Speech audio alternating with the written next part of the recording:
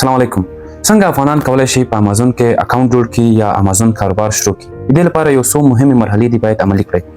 له دې نه اوله مرحله لرنینګ ده یا یاد کول، زده کول چې تاسو باید زده کړئ امازون څه شی ده، په امازون کې کوم بزنس ماډلز دي یا کوم رای حل دي یا لارې دي چې تاسو کولی شئ پیسې وګټئ.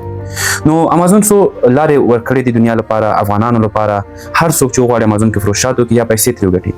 نو دې نه چې کله تاسو زده کړه وکړه، پوه شئ چې امازون کې هم د فروشي څه شته وایي، پرچون څه شته وایي، هولسیل پرایویټ څه شته وایي، افلیټ مارکیټینګ څه شته وایي. هغه نه بعد تاسو هر دې کاروبار لپاره یو څه ناڅه ضرورت لرئ.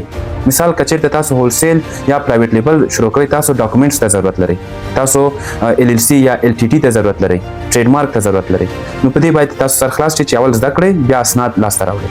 اسناد مو چې کله لاسته راوړل، نو هر مرحلې لپاره ځان ته یو لاره ده. مثال تاسو غواړئ شروع کړئ هولسیل، هم د فروشي شروع کوئ، نو تاسو باید یو برانډ نه اپروول راواخلئ، یو کمپنۍ نه اپروول راواخلئ چې هغه کمپنۍ تاسو ته خپل مال درکړي.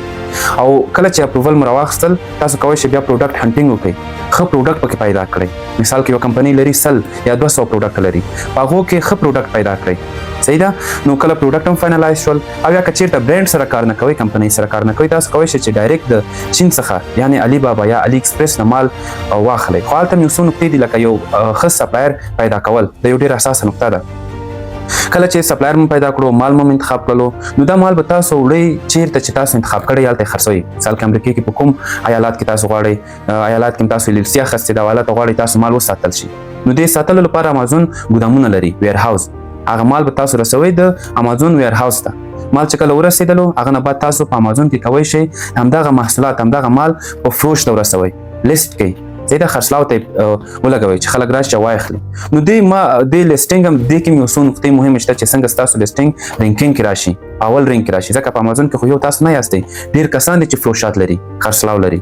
نو لیسټینګ مو وکړو، لیسټینګ هم وشو. لیسټینګ لپاره تاسو باید یو ښه SEO وکړئ چې ښه رینکینګ کې راشي. رینکینګ نه بعد تاسو ښه مارکیټینګ ته ضرورت لرئ. مارکیټینګ لپاره یو څو ټیکنیکل پوینټونه دي چې باید تاسو په لرنینګ فیز کې د تاسو زده یي. تمه ده؟ او دې لپاره هر بزنس ماډل لپاره خپل یو سرمایه پکار ده. که تاسو هولسیل سٹارټ کوئ یا په خپل نام کومه کمپنۍ غواړئ شروع کړئ په امازون کې، دې لپاره ځان ته ځانګړی پیسې پکار دي، سرمایه گذاري پکار ده چې شروع کړئ. نو که چیرې غواړئ امازون په تخصصي شکل او په یو مسلکي شکل زده کړئ، د افغان سټارټ اپ کورسونه شروع شوي دي، تاسو کولی شئ موږ کورسونه جوین کړئ او له خیره دغه ستاسو آنلاین کاروباري سفر شروع کړئ. افغان ستارتاپ توانمندسازی جوانان افغانستان در عصر دیجیتال.